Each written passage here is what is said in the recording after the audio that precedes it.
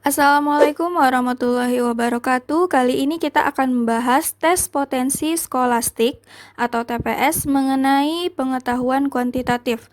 Langsung ke soal yang pertama.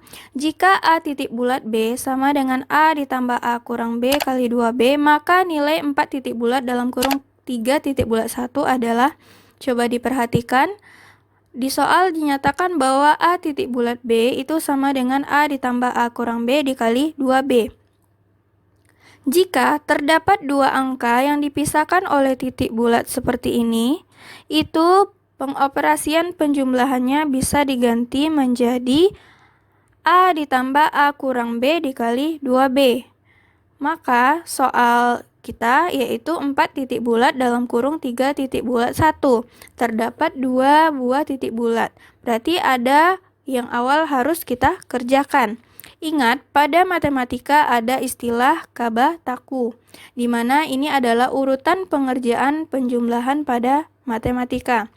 Yaitu pertama adalah kali, K untuk kali, ba untuk bagi, ta untuk tambah, ku itu adalah untuk kurang. Tetapi sebelum mengalihkan yang paling tinggi, itu harus kita mengerjakan tanda kurung terlebih dahulu. Maka pengerjaan yang awal harus kita lakukan yaitu adalah 3 titik bulat 1. Baru kita gabung dengan 4 titik bulat. Oke, langsung saja. Ingat ini adalah polanya. 3 titik bulat 1. Ingat, 3 itu sebagai A dan 1 itu adalah sebagai B. Sehingga tinggal kita masukkan ke dalam pola yang telah disediakan oleh soal. Sehingga ini menjadi A, itu kita ganti 3, ditambah dengan A kurang B. A tadi adalah 3 dan B-nya adalah 1, sehingga di sini menjadi 3 dikurang 1. Dikali 2B, B-nya adalah 1 menjadi 2 kali 1. Langsung saja, 3 ditambah 3 kurang 1 adalah 2, kemudian 2 kali 1 adalah 2. Sehingga di sini 3 ditambah 2 kali 2, 4. Jadi hasilnya 7. Sehingga pengganti dari 3 titik bulat 1 itu adalah 7. Kemudian berganti menjadi 4 titik bulat 7. Sama, langsung saja kita masukkan ke pola yang telah disediakan oleh soal. Maka ini menjadi 4 ditambah 4 dikurang 7 dikali 2 kali 7. Sama dengan 4 ditambah 4 kurang 7 itu adalah min 3. Kemudian dikali dengan 2 kali 7 adalah 14. Sehingga 4 ditambah min 3 kali 14 adalah min 42, sehingga hasil akhirnya adalah min 38. Berarti jawabannya adalah C. Lanjut ke soal yang kedua, yaitu jika A kali B dikali C itu sama dengan 15, A, B, dan C itu bilangan bulat positif yang berbeda, manakah pernyataan di bawah ini yang benar? Yang pertama, A ditambah B ditambah C kecil 9. Yang kedua, A ditambah B ditambah C sama dengan 9. Yang ketiga, A, B, dan C itu merupakan bilangan ganjil. Yang keempat, A kali B dikurang C itu kecil dari 10. Jika bertemu soal seperti ini, hal yang harus kita lakukan adalah dengan menguji pernyataan itu satu persatu, sehingga kita tahu manakah pernyataan yang benar. Oke, di soal dikatakan bahwa A kali B dikali C sama dengan 15. Berarti ada 3 buah bilangan yang jika dikalikan itu adalah 15. Kemudian A, B, C ini merupakan bilangan bulat positif dan bilangannya yang berbeda. A, B, C itu dikatakan bahwa bilangannya itu harus bulat positif. Berarti tidak ada boleh salah satu dari bilangan itu yang bernilai negatif. Kemudian bilangan berbeda, berarti bilangan antara A, B, dan C itu tidak akan berulang atau sama. Jadi ketiga-tiganya memiliki bilangan yang tidak sama atau berbeda. Kira-kira 3 angka jika dikalikan itu menghasilkan 15, di mana angka itu harus bulat positif dan berbeda. Kira-kira angkanya apa saja?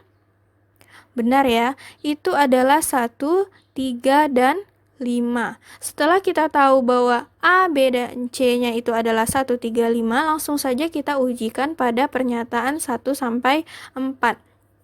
Meskipun kita tidak tahu apakah A di sini yang 1, 3, ataupun 5, tapi di antara A, B, C itu adalah angka 1, 3, dan 5. Oke, pernyataan yang pertama adalah A tambah B tambah C itu kecil 9. Langsung saja kita jumlahkan ketiga angka tersebut. Ternyata 1 ditambah 3 ditambah 5 itu tidak sama dengan kecil dari 9, maka pernyataan pertama ini salah.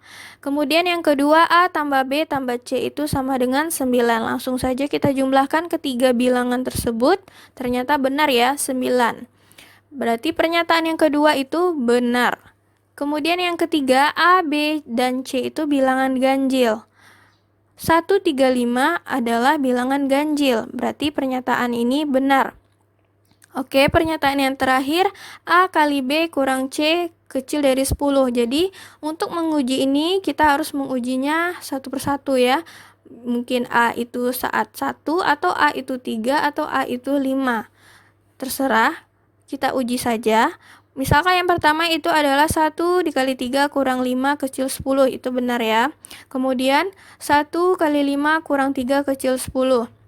Itu juga benar. Kemudian yang ini 5 dikali 3 kurang 1 itu tidak sama dengan kecil 10 karena itu hasilnya adalah 14. Jadi, jika kita menguji angka 135 ini secara acak pada pernyataan keempat, ada pernyataan yang salah. Misalkanlah ini 5 kali 3 kurang 1 kecil dari 10, itu tidak benar. Maka pernyataan yang keempat ini salah. Kemudian kita beri mana yang benar tandanya. Berarti pernyataan yang benar itu hanya pernyataan 2 dan 3. Jawabannya berarti adalah yang C, 2 dan 3 saja yang benar. Soal yang ketiga, jika akar X ditambah akar Y sama dengan 11 dan akar X kurang akar Y sama dengan 4, maka X kurang Y sama dengan berapa? Oke, di soal dinyatakan bahwa akar X tambah akar Y itu 11 dan akar X dikurang akar Y sama dengan 4, maka X kurang Y itu berapa? Kalau bertemu seperti ini, jangan ini beranggapan bahwa SPLDV. Kalau kita mengerjakan secara SPLDV, maka tidak akan dapat hasilnya. Coba perhatikan, jika akar X ditambah akar Y dikali dengan akar X dikurang akar Y, itu akan menghasilkan X kurang Y. Nah, ini merupakan sifat aljabar. Coba kita buktikan. Akar X tambah akar Y, akar X dikurang akar Y. Kita kalikan satu persatu. Akar X dikali akar X itu adalah X. Kemudian akar X dikali min akar Y itu hasilnya min akar XY. Akar Y dikali dengan akar X itu hasilnya adalah plus akar XY. Kemudian akar Y dikali min akar Y itu hasilnya min Y. Min akar XY ditambah akar XY itu habis. Sehingga akar X tambah akar Y dikali dengan akar X dikurang akar Y itu X kurang Y. Berarti X kurang Y ini bisa kita dapati dengan cara mengalihkan akar X tambah akar Y, akar X kurang akar Y. Langsung saja kita masukkan angkanya. Akar X tambah akar Y itu adalah 11. Akar X dikurang akar Y itu adalah 4, karena itu yang diketahui di soal, sehingga itu merupakan X kurang Y. 11 dikali 4 adalah 44. Jadi, X kurang Y itu nilainya adalah 44. Berarti jawabannya adalah yang B. Soal yang keempat, 28927295861X. Nilai yang tepat menggantikan X adalah, oke, langsung saja kita buat pola barisan bilangannya. Nah, biasanya soal seperti ini kita disuruh apakah harus menjumlahkan, mengurangkan, mengali, membagi, atau mengakarkan, bahkan kadang kita disuruh mengkuadratkannya. Itu tergantung bagaimana cara kita untuk menghasilkan nilainya itu tepat. Polanya selalu konsisten. Misalkan 2 ke 8. 2 ke 8 itu kemungkinannya kalau tidak dikali dia ditambah. Kalau dikali itu dikali 4. Kemudian 8 ke 9. Ya tentu ya ini ditambah 1. Kemudian lagi 9 ke 27. Berarti ini kemungkinannya lebih tepat dikali 3. Berarti pola yang di bawah kita sudah dapat bahwa itu selalu dikali. Oke, 27 ke 29 itu bertambah 2. Berarti pola yang untuk di atas ini ditambah. Selanjutnya 29 ke 58 itu dikali 2. 58 ke 61 ditambah 3. Untuk pola yang di bawah, kalinya selalu berkurang 1. Untuk pola yang di atas, penjumlahannya selalu bertambah 1. Sehingga 61 menuju yang ditanyakan ini, berarti dia harus dikali 1. 61 dikali 1 adalah 61. Berarti jawabannya adalah yang A. Nomor 5, nilai 22 dalam segi 4A adalah pola aritmetik semua bilangan di luar segi 4A. Dengan menggunakan pola aritmetik yang sama, nilai dalam segi 4B yang paling tepat adalah, oke, kita buat dulu gambar dari pola aritmetiknya. Pola yang pertama, yang A adalah ini, yang B adalah ini. Nah, jika bertemu soal seperti ini sama dengan pola barisan ya. Cuman pada pola aritmetik ini kita menjumlahkan, mengalihkan, mengurang, membagi, terserah itu polanya seperti apa, sehingga hasilnya harus sesuai dengan yang ada angka di dalam, misalnya persegi atau segitiga atau bulat. Nah, jadi angka yang harus kita dapati itu harus senilai dengan yang di dalam segi 4K atau dalam segitiga atau dia dalam berbentuk seperti lingkaran. Nah, misalkan di sini yang kita lakukan yang pertama adalah 4 ini kalau kita kali dengan 3, kemudian ditambah dengan 2 dikali dengan 5. Coba, 4 kali 3 12, ditambah 2 kali 5 adalah 10. Ternyata hasilnya 22. Ternyata cocok ya. Jadi pola seperti ini itu terserah kita membuatnya, asalkan hasil akhirnya harus sesuai dengan angka yang ada di dalam gambar. Ternyata pola ini hasilnya benar, berarti pola seperti ini bisa kita cari untuk mencari pola aritmetik pada bagian yang gambar B. Berarti untuk yang B itu 3 dengan 5 kita kalikan, ditambah dengan 27 itu kita kalikan. Berarti 3 kali 5, 15, ditambah 2 kali 7 adalah 14, sehingga hasilnya 29. Berarti jawabannya adalah yang C. Soal nomor 6, perhatikan angka pada tabel berikut, tentukan nilai X. Langsung saja kita buat tabelnya. Kalau bertemu soal seperti ini, berarti kita harus mengoperasikan hasil dari angka-angka itu yang ada di sebelah kanan ini. Berarti hasilnya harus 12, 14, dan berapa berikutnya. Hasil itu bisa didapati dengan cara mengoperasikan baik itu menjumlahkan, mengurang, mengali, ataupun membagi pada angka yang ada di sebelah sini. Berarti langsung saja kita uji. Nah, misalkan 8 dikali 3, kemudian dibagi dengan 2. 8 dengan 2 itu bisa disederhanakan, sehingga menjadi 4 dikali 3 hasilnya adalah 12. Benar ya? Berarti hasilnya 12. Kemudian kita uji lagi yang bagian kedua. 10 dengan 7 kita kalikan, dibagi dengan 5. 10 dengan 5 bisa disederhanakan, sehingga menjadi 2 dikali 7, itu hasilnya adalah 14. Nah, ternyata pola ini hasilnya benar. Berarti untuk mencari menentukan nilai yang ada titik-titik ini bisa kita gunakan pola yang sama. Berarti untuk yang ketiga 6 itu kita kalikan dengan 16, kemudian dibagi dengan 3.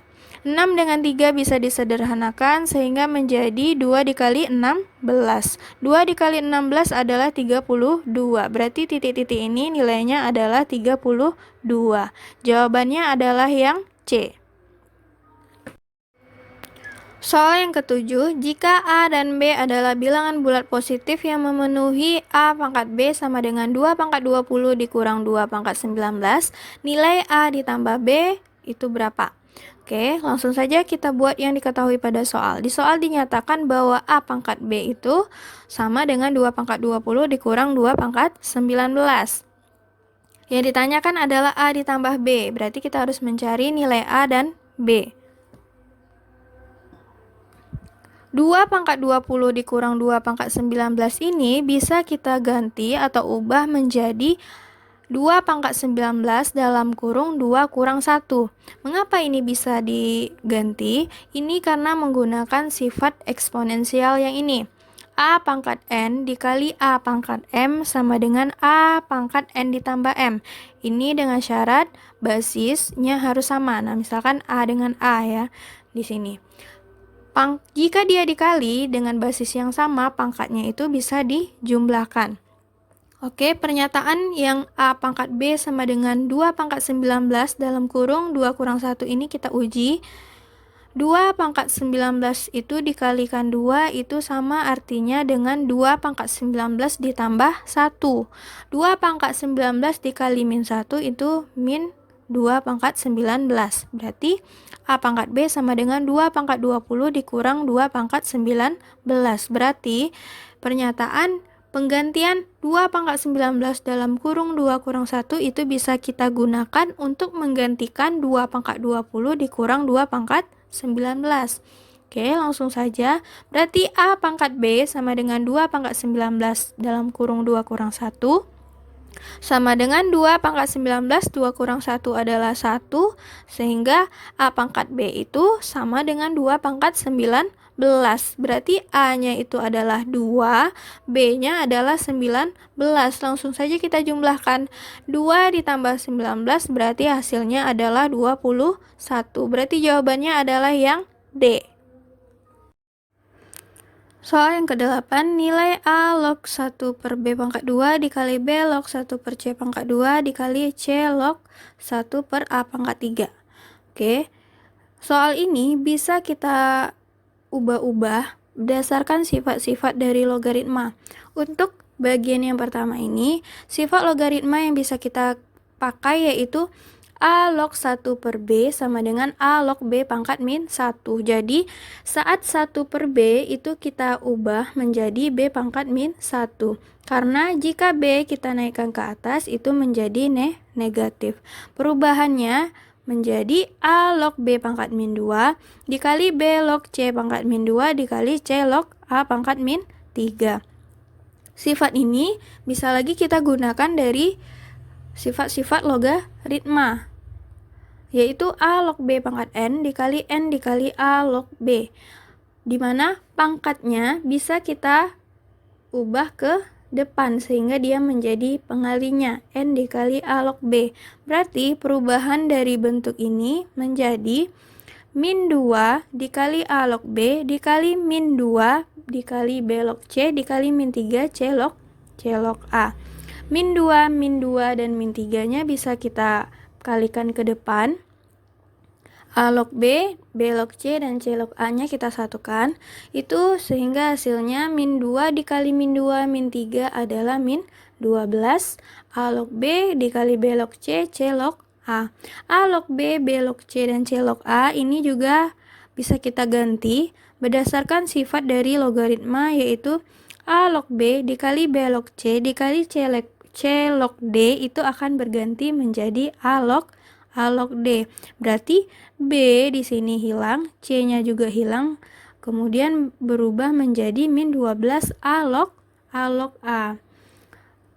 A log A ini juga bisa kita ganti menjadi 1 karena itu merupakan sifat logaritma. Sehingga min 12 dikali 1 hasilnya adalah min 12. Jadi jika bertemu soal logaritma, itu yang penting adalah kita menghafal dan mengingat dari sifat-sifat logaritma. Karena bentuk soal logaritma itu tujuannya hanya bagaimana cara kita mengubah-ubah sehingga kita bisa mendapatkan hasil yang diinginkan. Jadi hasil dari soal yang nomor 8 adalah min 12. Berarti jawabannya adalah D. Sekian materi kita hari ini. Jangan lupa di like, share video ini, komen materi apa lagi yang akan dibahas. Jangan lupa di subscribe dan nyalakan tombol notifikasi agar kamu tidak ketinggalan video selanjutnya. Assalamualaikum warahmatullahi wabarakatuh.